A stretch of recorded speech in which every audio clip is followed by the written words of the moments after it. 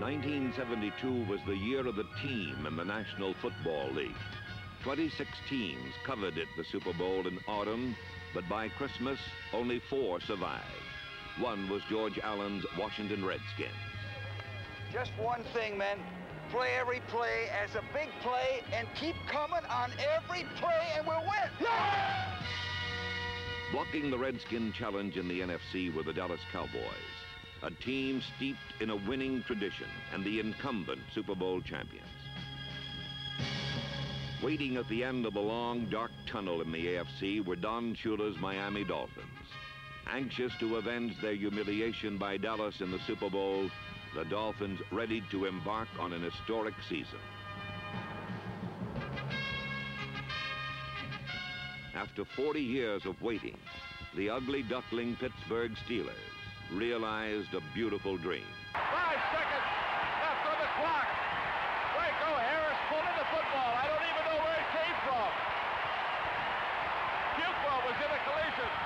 There are people in the end zone. Where did he come from? Absolutely unbelievable.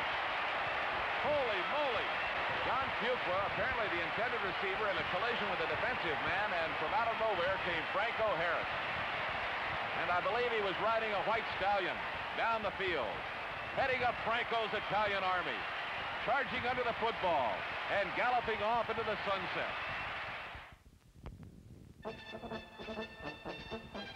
In this year of the team, 1972 also saw the rebirth of the run. The best beef afoot was primed and packed into offensive lines, ready to roll back and ravage the front fours and linebackers. Secondaries, sitting pretty in cozy zone defenses, were no match for 260-pound earth movers with a full head of steam. Behind the blockers, tucked snug in their slipstream, came a runner, vanishing in their wake. While in years past, fans cheered for the bomb and marveled at a game of pass and catch, 1972 was a season on the run.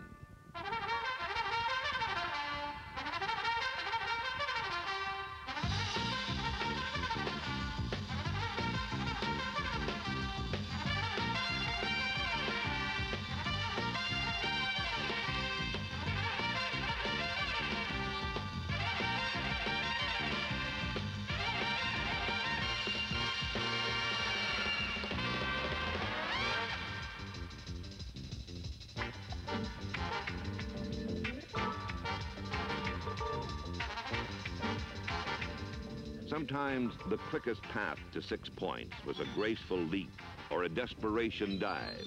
Sometimes it simply took a lowered helmet and knocking heads. 1972 was a physical year. Prizes were rewarded not on grace, but on muscle.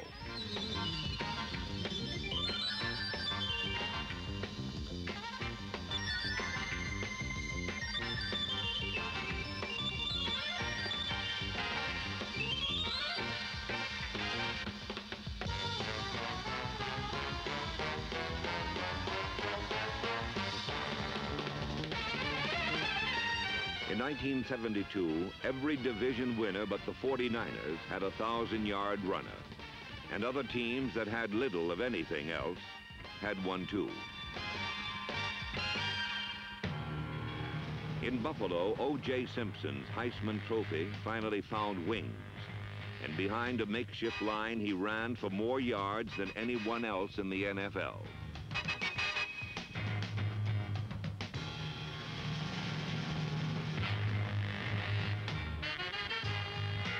In New York, the Giants flashed into contention on the legs of Ron Johnson.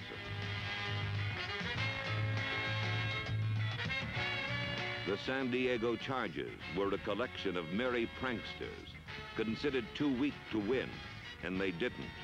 But Mike Garrett gained 1,000 yards.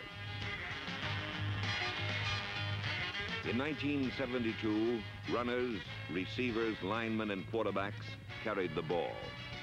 Quarterbacks in years past ran strictly from fear or as a desperate last resort. Now a defense splayed apart like a gaping wound made an inviting target for a willing quarterback. And in 1972, no quarterback was more willing than Bobby Douglas of the Chicago Bears.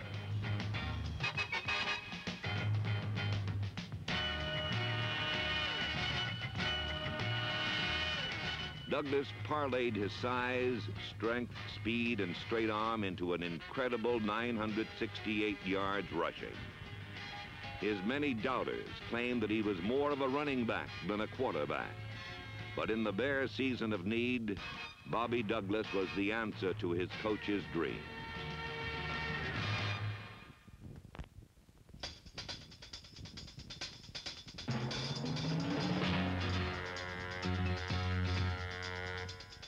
During the season on the run, it became increasingly difficult for receiver and quarterback to link up on pro football's most glamorous play, the home run bomb.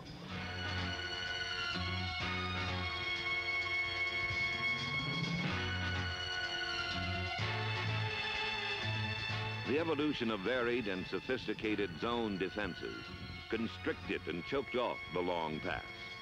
At the snap of the ball, secondaries retreated in a backward ballet, and with feet moving like centipedes, they formed a barrier between ball and receiver.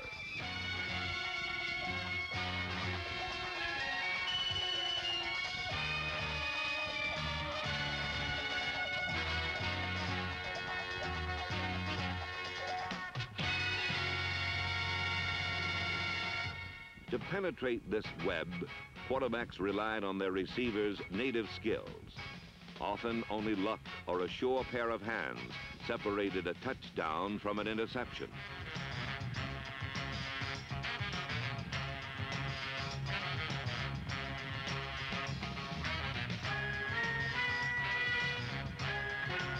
The prime zone breaker in 1972 was a big, tough, tight end who infiltrated the dead areas of the zone and snatched away a ball up for grabs.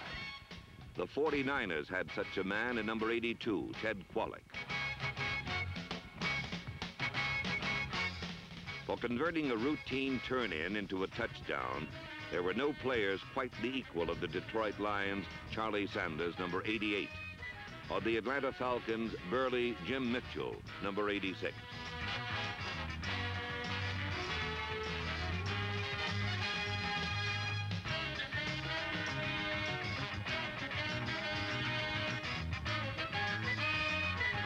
In a year when zones turned many quarterbacks timid, one man defied them.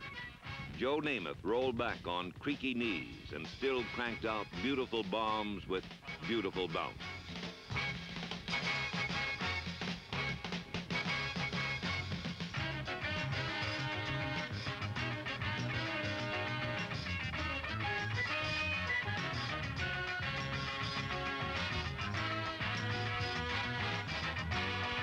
While passes, runners, receivers, and strategies stir the fury of the fan, the team, not the play, was the thing in NFL 72.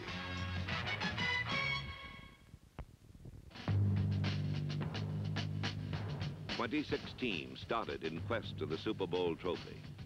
Many teams, with little expectations, stumbled quickly, while others saw their high hopes shattered by reality. For in 1972, many once proud and mighty teams fell from glory. Quarterback Roman Gabriel suffered a season in pain, and with their right arm severed, the Rams season withered away. The rich traditions of the Baltimore Colts lay bowed and beaten by age, and serious contention collapsed in furious retreat.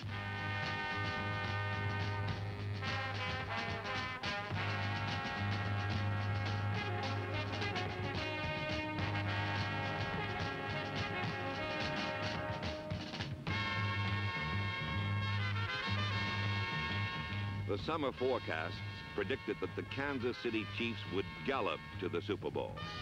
But their hopes melted away early, and all that was left was the despair of 7 losses and the knowledge that their bitter rivals, the Oakland Raiders, wore the Western crown. Perhaps summer's sweetest dreams belonged to the Minnesota Vikings. Minnesota always had defense. Now they had Fran Tarkenton, and many said that when winter came, they would be champions. But when winter came, an old enemy had invaded their ice palace.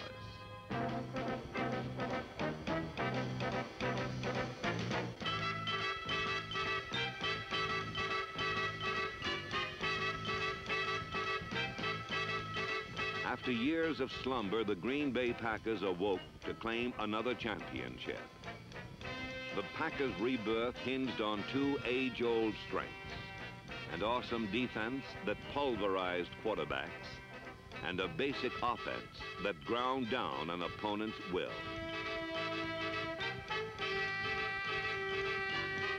The Packers' brutal Hydra-headed running attack displayed the twin skills of MacArthur Lane, number 36, and John Brockington, number 42. On their heels, Green Bay steamed to another championship.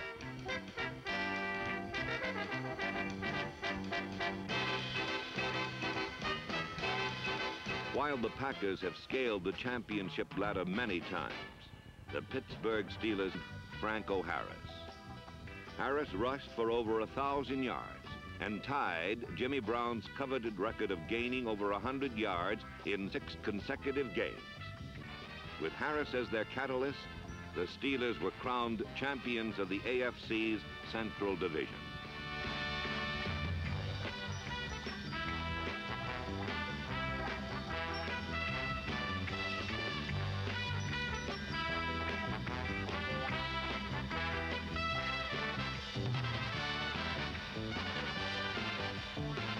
While Pittsburgh ended 1972 as Cinderellas, the Dallas Cowboys began the season as bona fide world champions. With a doomsday defense as their backbone, Dallas appeared to be on the verge of a football dynasty.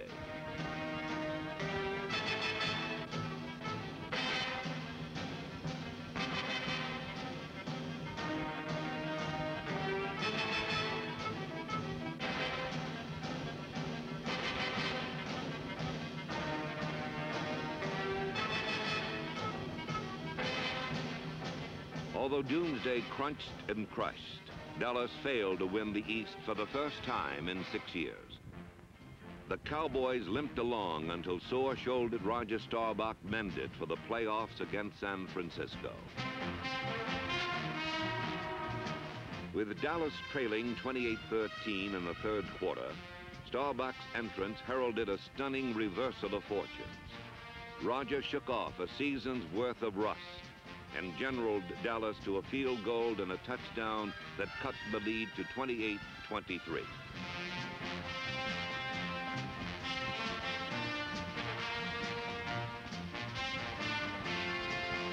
Dallas recovered an onside kick, and with 63 seconds remaining, Roger read the zone correctly and hit Billy Parks at the 10.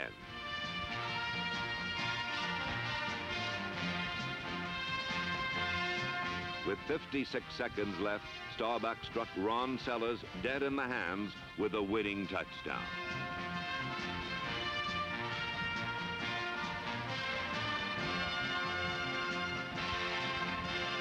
Victory kept the embers of a Dallas dynasty faintly aglow. Next, they would meet a team of character, the Washington Redskins. One last thing. Keep your poise, but be physical, okay?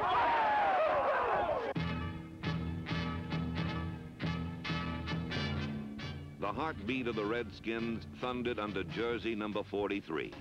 Larry Brown was George Allen's 1,000-yard workhorse, and for every yard he gained, he earned another bruise.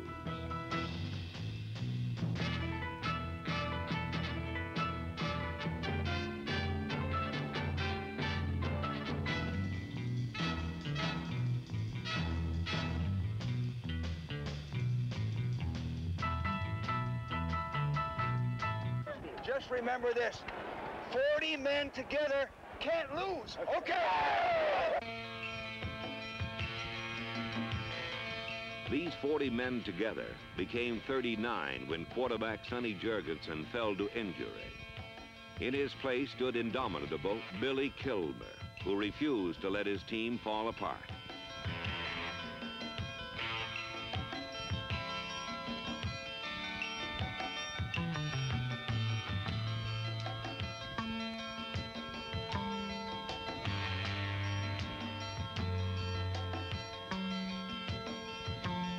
Kilmer often played hurt, but he played with heart, and Washington earned a well-deserved championship.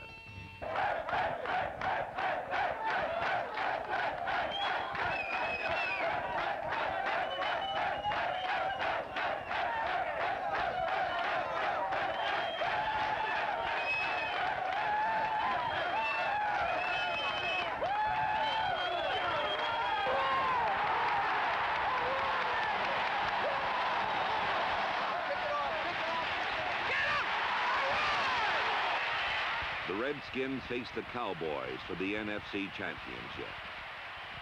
Men of character against men of the computer. A sweet day for Billy Kilmer. A bitter one for Tom Landry in Dallas.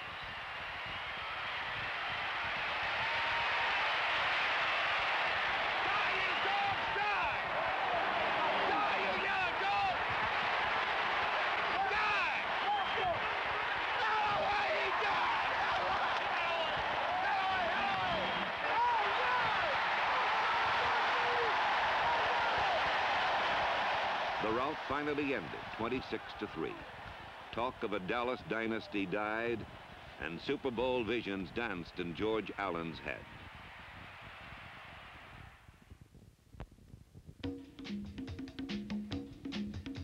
The AFC spawned the powerful Dolphins, a team idolized by Miami fans, a team who sought a perfect season.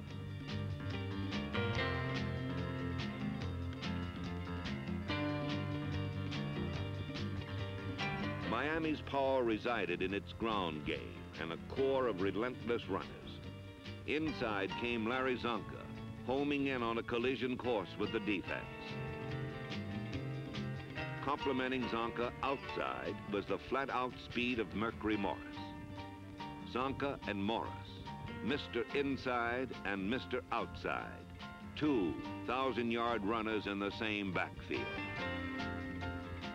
The accomplishments of the undefeated Dolphins were revered at home, but belittled on the road, even though they easily whipped the Kansas City Chiefs on opening day and rallied to defeat the Minnesota Vikings.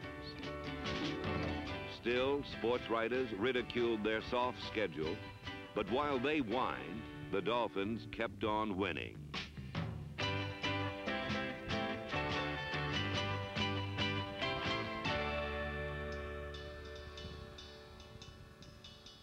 Even more remarkable was the fact that Don Shula, like George Allen, lost his #1 quarterback. Into the void left by Bob Greasy stood Earl Morrall, a man accustomed to stepping into adversity. Guided by Morrall, Miami played letter-perfect football, and after 14 games, Don Shula's remarkable Dolphins were undefeated.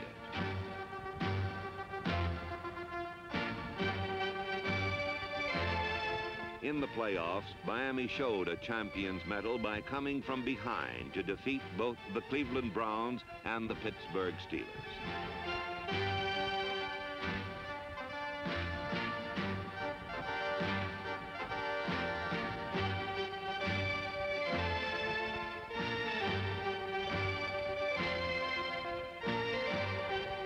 Victorious in 16 straight games, the Dolphins came to the Super Bowl needing only a win over the Redskins to climax their perfect season.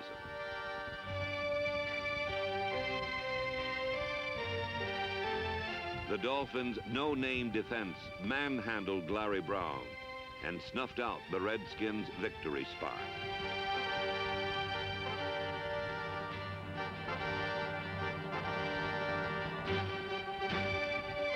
While their defense held Washington scoreless, Miami's confident, well-disciplined offensive machine chugged up and down the Coliseum.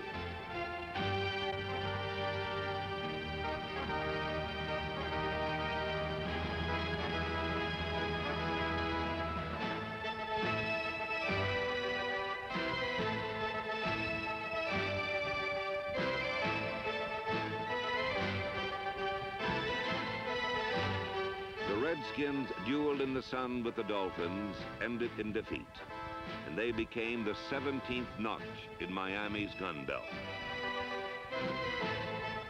From the 26 teams that began the season, the list was winnowed down to one.